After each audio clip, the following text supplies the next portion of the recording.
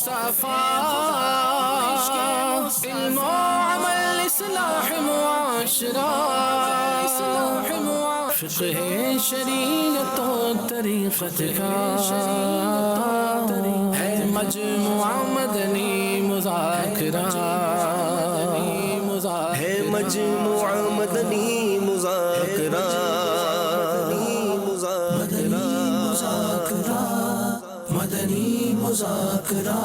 الحمدللہ رب العالمین والصلاة والسلام علی سید المرسلین اما بعد فاعوذ باللہ من الشیطان الرجیم بسم اللہ الرحمن الرحیم الصلاة والسلام علیک یا رسول اللہ وعلی آلک وصحابک یا حبیب اللہ صلاۃ والسلام علیک یا نبی اللہ وعلی آلک وصحابک یا نور اللہ.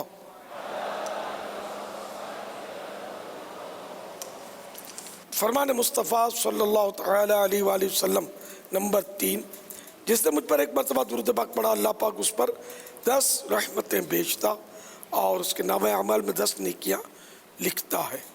صلو علی الحبیب صلی اللہ تعالی علی محمد. پیارے پیارے مرشد کی بارگاہ میں عرض ہے کہ الحمدللہ حج کا موسم شروع ہو چکا ہے.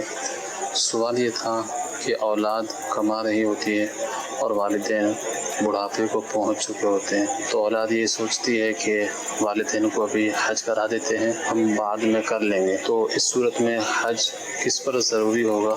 اگر خود پر حج فرض ہے، شرائط پائے گئے، رقم بھی ہے اور بھی شرائط پورے ہیں، تو اب ماں باپ کو حج کرواتے ہیں تو خود نہیں کر سکتے، تو اب یہ کہ خود ہی کرنا ہوگا. یہاں تک کہ ماں باپ اگر اجازت نہ دیں تب بھی فرض حج ہے تو وہ ادا کرنا ہوگا. میرا سوال ہے کہ عمرے والے جو عمرہ کر کے آئے ہیں تو اس کو آپ حاجی نہیں کہہ سکتے، مجھے کسی نے ایسے کہا ہے. میرا سوال یہ ہے کہ حاجی کہہ سکتے ہیں کہ نہیں کہہ سکتے؟ جس نے عمرہ کیا وہ حج کیا نہیں ہے تو حاجی کیسے ہو جائے گا؟ اس کے لیے کوئی لقب بھی عوام میں ہے نہیں ہے. ویسے اس کو عمرہ والے کو معتمر کہتے ہیں. معتمر تو اب عوام کی زبان پہ چڑھنا مشکل، وہ معتبر کہہ دیں گے کہ بھئی یہ معتبر ہے. بہرحال یہ کہ حاجی نہیں کہہ سکتے. SMS کا سوال ہے کہ کچھ اسلامی بہنیں جب نماز پڑھتی ہیں تو مصلی کے آگے کوئی چیز رکھ لیتی ہیں اور آگے سے گھر والے گزرتے رہتے ہیں، کیا ایسا کرنے سے نماز میں کوئی فرق پڑتا ہے یا نہیں؟ نماز پڑھنے والے کے آگے سے گزرنے سے نمازی کی نماز تو ہو جاتی ہے، اس میں گناہ گار نہیں ہے نمازی، نہ نماز اس کی ٹوٹتی بھی نہیں ہے. البتہ کوئی چیز رکھ لی ایسی، کتاب رکھ لی، کوئی چیز رکھ لی، تو یہ ایک بس وہ اپنے اطمینان کے لیے ہوتا ہے. لیکن اس سے گزرنے والے کے لیے تو اس صورت میں جائز ہوگا جبکہ کم از کم 1 ہاتھ بلند، یعنی سمجھو کہ آدھا گز تقریباً اونچی چیز ہو اور انگلی کے برابر کم از کم موٹی ہو، تو اس طرح وہ مطلب پھر آگے سے گزرے تو گزرنے والا گناہ گار نہیں ہے. میرا امیر اہل سنت دامت برکاتہم العالیہ کی بارگاہ میں یہ سوال ہے کہ جس طرح ہر دنوں میں اسلامی بہنیں اپنا کپڑے وغیرہ دھوتی ہیں، تو کچھ لوگوں سے سنا گیا ہے کہ جمعرات والے دن کپڑے نہیں دھونے چاہیے. جو فوت شدگان ہیں ان کو ان کپڑوں کی جو میل ہوتی ہے وہ پہنچتی ہے، تو اس کے بارے میں جواب ارشاد فرمائیں. کیا یہ قرآن و حدیث سے اس طرح کی باتیں ثابت ہیں یا لوگوں کی افواہ ہے؟ میں نے تو پہلی بار سنا یہ ہر برادری میں، ہر قوم میں ایسا لگتا ہے کہ کوئی نہ کوئی کچھ نہ کچھ اس طرح کی باتیں ہوتی ہیں جن کا کوئی سر پیر نہیں ہوتا. تو یہ بھی ذرا ایسی ہی بات ہے کہ مطلب اس میں کیا مردوں کو تکلیف اور مردوں کا کیا قصور؟ جو مردہ تکلیف میں تو وہی تکلیف میں عذاب میں ہے، تو اور جس کی قبر جنت کا باغ بنی ہوئی ہے اس کو آپ کے کپڑوں کا پانی اور اس کا میل کیوں پہنچے گا؟ کچھ لوگ جب نکاح پڑھاتے ہیں عورت کا تو نکاح پڑھانے کے بعد کہتے ہیں کہ اب آپ نے نہ دائیں ہونا ہے نہ بائیں ہونا ہے، ایک جگہ پر ہی بیٹھنا ہے جب تک آپ کے شوہر کی اجازت نہ ہو، تو کیا یہ صحیح ہے؟ سانس لینے کی اجازت لینی پڑے گی کہ نہیں شوہر سے؟ کہ سانس میں بھی کچھ نہ ہو تو ہل جل تو ہوگی، کھجانے میں اجازت لینی ہوگی یا نہیں؟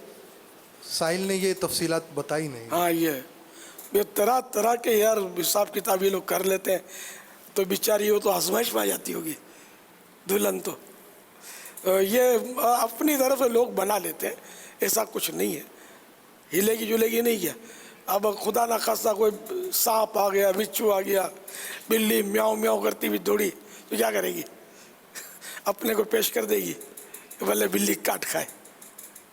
بارہ لے کے کوئی ہلنے جلنے میں حرج نہیں ہے۔ نماز کا ٹائم ہو گیا تو ہلے جلے بغیر نماز کیسے پڑھے گی؟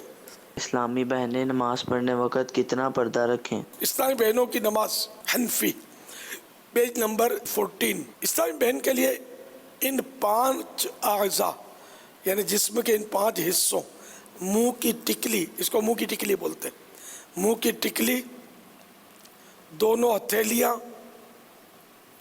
اور دونوں پاؤں کے تلووں کے علاوہ سارا جسم چھپانا لازمی ہے۔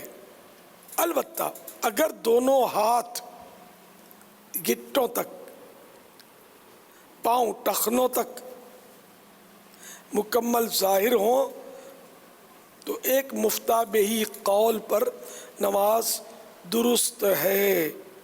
ایس ایم ایس کے ذریعے سوال ہے کہ حاملہ عورت پر سورج گرہن اور چاند گرہن کا کوئی اثر پڑتا ہے اس پر یا اس کی ہونے والی اولاد پر؟ مشہور بہت ہے چاند گرہن کا، کہ یہ چاند گرہن میں کینچی چلائے گی تو ہونٹ کٹ جائیں گے بچے کے، تو فلاں، تو اس طرح کے جو معاملات اس کو شریعت اس کی حوصلہ افزائی نہیں کرتی۔ یہ کبھی ہوتا ہے اتفاق سے کہ کوئی ہونٹ کٹا بچہ آ گیا تو بولیں گے اس کی ماں نے کینچی چلائی تھی، تو اس طرح مطلب یہ کہ اس کی کوئی شرعاً حقیقت نہیں ہے۔ یہ ہے کہ میں بہت پریشان رہتا ہوں رات کو سوتے ہوئے کے ٹائم پہ، ڈراونے خواب آتے ہیں، اور پلیز کوئی مہربانی کے کوئی وجہ بتا دیجیے۔ اللہ کریم آپ کو اس آزمائش سے نکالے، آپ کی پریشانی دور فرمائے۔ اس میں یہ کہ سونے سے پہلے اگر یا متکبرو 21 بار اگر پڑھ لیں گے، روز روز پڑھتے رہیں گے تو انشاءاللہ ان ڈراؤنے خوابوں سے بچت رہے گی۔ امیر علیہ سنت کی بارگاہ میں سوال یہ عرض ہے، ہمارے ہاں اکثر دکاندار اپنی دکان پر خود اپنے اور کسی دوسرے کو اس کے ناخن نہیں کاٹنے دیتے، کہتے ہیں کہ اس طرح دکان میں نحوست ہوتی ہے، کیا واقعی اس طرح نحوست ہوتی ہے یا یہ بدشگونی ہے؟ جواب ارشاد فرما دیجیے۔ ناخن کاٹنے سے تو نحوست نہیں ہوتی، گانے بجانے سے ہوتی ہے۔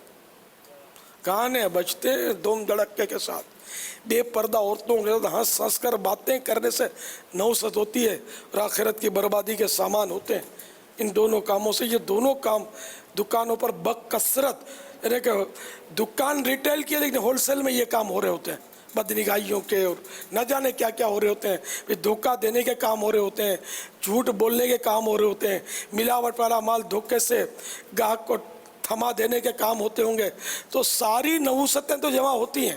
اور ناخن کاٹنا جو کہ ایک سنت کام ہے، اس سے نحوست کہاں سے آ جائے گی؟ 40 دن سے بڑھا لیے تو ہو سکتا ہے نحوست کی کوئی صورت بن جائے، اور 40 دن تک کاٹ لینا چاہیے۔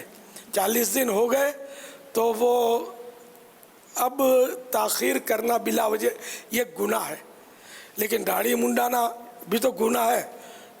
شیو کرتے ہیں کہ نہیں دکان میں؟ اچھا شیو کر کے آتے ہیں، اب شیوڈ فیس لے کر آ گئے، یہ نحوست ہے کہ نہیں ہے؟ تو صرف ایک ناخن ہی رہ گیا جس کی وجہ سے نحوست آئے گی۔ اچھا اب 40 دن گزر بھی گئے کسی کے، گناہ گار تو ہے، اس نے ناخن نہیں کاٹے، لیکن نحوست اس سے آئے گی، یہ تو اب بھی کوئی اس کی تو مطلب فائنل تھوڑی ہے، ورنہ تو پھر کوئی بھی دکان نہیں چلے گی، ساری دکانیں ٹھپ ہو جائیں گی۔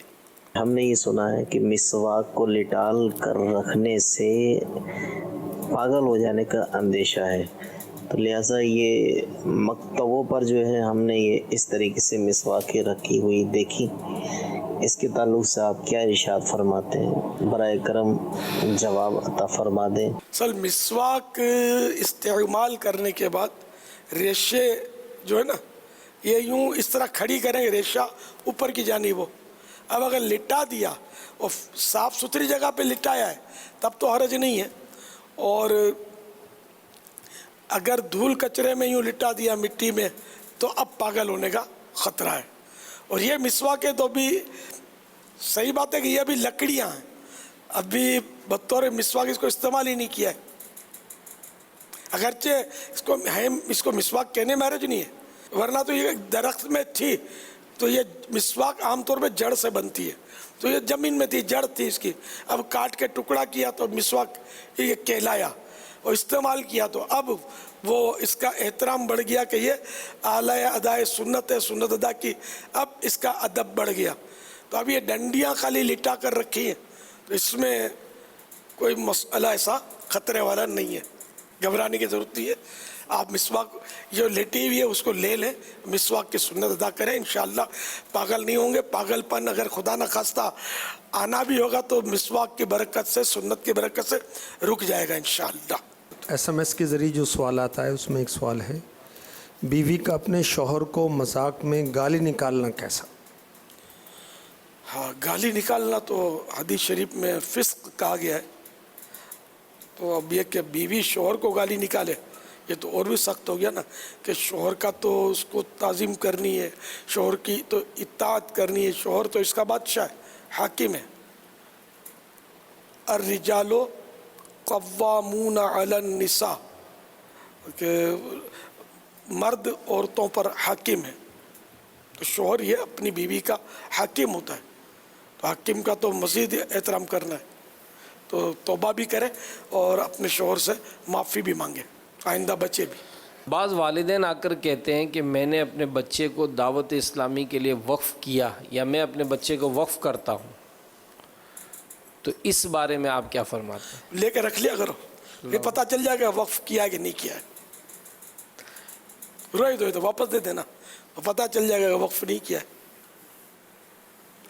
یہ ایک بیچارے محبت میں آ کر کہتے ہیں یہ بچے کو میں وقف کرتا ہوں. میں آپ آ جاؤ نا یار، یہ تو بچہ نہیں، یہ بچہ کب کام کا بنے گا. تو یہ محبت میں کہتے ہیں. اور جو وقف املاک کے مسائل، جیسے مسجد کی وقف ہوتی ہے تو مدرسے جو وقف کے ہوتے ہیں، تو یہ اور وقف ہے. یعنی یہ ایک اچھی نیت ہے کہ میرا بچہ، ہم چاہتے ہیں کہ دین کی خدمت کرے گا، نہ کہ یہ اس طرح کا وقف ہو گیا کہ اب اس سے لے لیا جائے اور یہ اب اس کو بس بھول جائیے. یہ مرادیاں نہیں ہوتی. تو اس میں کوئی گناہ نہیں ہے، بلکہ اچھی نیت پر انشاءاللہ ثواب کا حقدار ہوگا. خدا ہو عشق مصطفیٰ، علم و عمل اصلاح معاشرہ، فقہ شریعت و طریقت کا ہے مجموعہ مدنی مذاکرہ، ہے مجموعہ مدنی مذاکرہ،